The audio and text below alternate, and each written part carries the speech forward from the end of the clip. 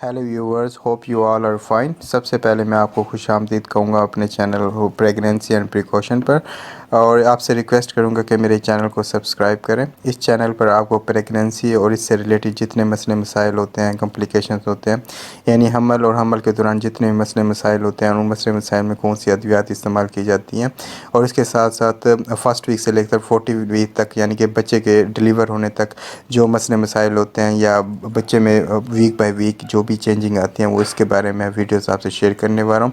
तो मेरे चैनल को ज़रूर सब्सक्राइब कीजिए। Thank you. आज हम इस वीडियो में टोटली कैल्शियम के बारे में बात करेंगे। कैल्शियम सप्लीमेंट का इस्तेमाल हमल के दौरान क्यों किया जाता है, प्रेगनेंसी में इसकी क्या अहमियत होती है, हमल के दौरान इसकी क्या अहमियत होती है। जैसे ही आपको पता है कि एक फ़ीमेल प्रेग्नेंट होती है, हमल ठहरता है, तो उसको डॉक्टर मुख्तलिफ़ किस्म के मल्टीविटामिन रिकमेंड करते हैं, मुख्तलिफ़ किस्म के न्यूट्रिएंट रिकमेंड करते हैं। उसी तरह कैल्शियम का इस्तेमाल भी बहुत ज़रूरी होता है प्रेगनेंसी के दौरान।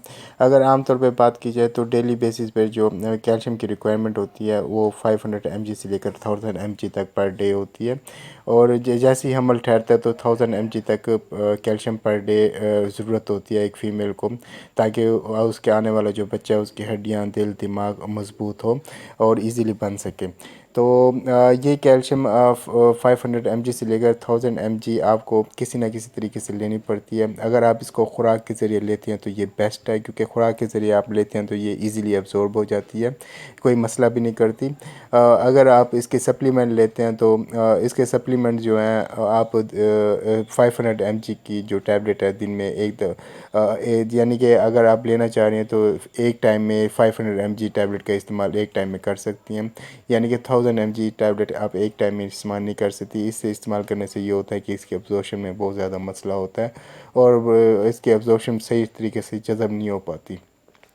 तो कैल्शियम लेते हुए इस चीज़ का आपने ख्याल रखना है। दूसरे नंबर पे वो लोग जो कैल्शियम सप्लीमेंट नहीं लेना चाह रहे या खुराक के ज़रिए कैल्शियम का इस्तेमाल पूरी करनी चाह रहे हैं, तो उसके लिए ये है कि अगर आप दूध का इस्तेमाल करती हैं दिन में, यानी कि एक कप अगर आप दूध का इस्तेमाल करती हैं तो उसमें आपको तकरीबन 250 mg कैल्शियम मिल जाती है, और अगर दिन में आप दो कप दूध का इस्तेमाल करते हैं तो ये तकरीबन इतनी कैल्शियम हो जाती है कि जो कि आपकी बॉडी को डेली रिक्वायरमेंट होती है, यानी जिसकी डेली ज़रूरत होती है आपकी बॉडी को। यानी आप कहने का मतलब ये है कि दिन में 2 दफ़ा दूध का कप पी लेते हैं तो इससे कैल्शियम की रिक्वायरमेंट काफ़ी ज़्यादा पूरी हो जाती है।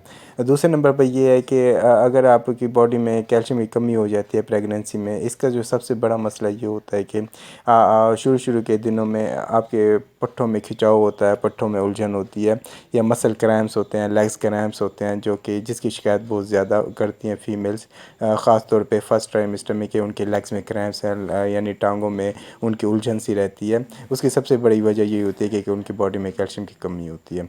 दूसरे नंबर पे इसका देखा गया कि अगर कैल्शियम की कमी बहुत लंबे अरसे तक रह जाए प्रेगनेंसी में, उसका सबसे बड़ा जो मसला बनता है वो ये होता है कि प्री क्लैम्सिया के शिकार हो जाती हैं औरतें। और आपको पता है प्री क्लैम्सिया एक ऐसी बीमारी है प्रेगनेंसी में जिसकी बहुत ज़्यादा कॉम्प्लिकेशन होती हैं। इसमें सबसे बड़ा जो मसला होता है वो यही होता है कि फ़ीमेल का ब्लड प्रेशर जो है वो काफ़ी ज़्यादा हाई रहता है, जिसकी वजह से आने वाले बच्चे को काफ़ी ज़्यादा ख़तरा भी हो सकता है और प्रेगनेंसी कॉम्प्लिकेशन का भी शिकार हो सकती है। तो आपने कैल्शियम सप्लीमेंट प्रेगनेंसी में लाजमी लेने हैं, ताकि आप इन कॉम्प्लिकेशन से बच सकें। आप प्रेगनेंसी में किसी भी किस्म की कैल्शियम सप्लीमेंट का इस्तेमाल करते हैं तो उन सप्लीमेंट को इस्तेमाल करते हुए कुछ बातें आपने दिमाग में रखनी है, इन बातों का आपने ख्याल रखना है। उनमें सबसे पहले बात यह है कि आपने कोई भी कैल्शियम टैबलेट लेनी है तो वो 500 mg की टैबलेट एक दफ़ा एक टाइम में इस्तेमाल करनी है, इससे ज़्यादा डोज नहीं लेनी, ताकि ये ईज़िली एब्जॉर्ब हो जाए।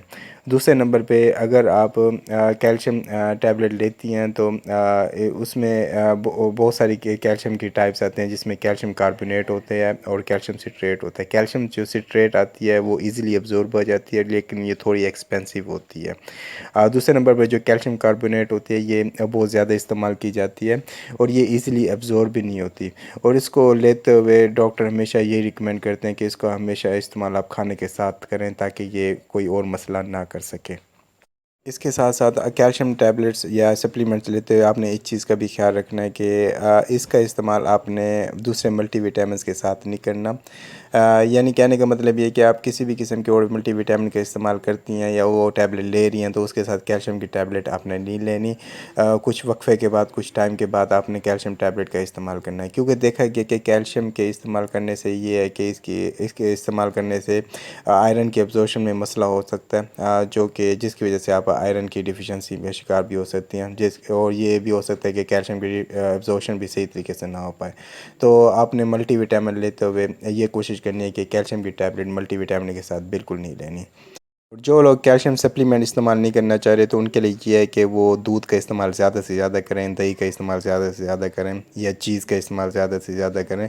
यानी कहने का मतलब ये है कि अगर उनको दूध वो नहीं पी सकती या उनको दूध में स्मेल आती है तो वो ऐसी चीज़ों का इस्तेमाल करें जो दूध से बनी हुई होती हैं, ताकि उनकी बॉडी में जो कैल्शियम की ज़रूरत है वो पूरी हो सके और वो कैल्शियम की कमी का शिकार ना रहें, क्योंकि कैल्शियम की डिफिशिएंसी से बहुत सारे मसाइल का सामना करना पड़ सकता है। तो ये चंद मुख्तलिफ़ चीज़ें थी जो जिसके बारे में आपको बताना बहुत ज़रूरी था।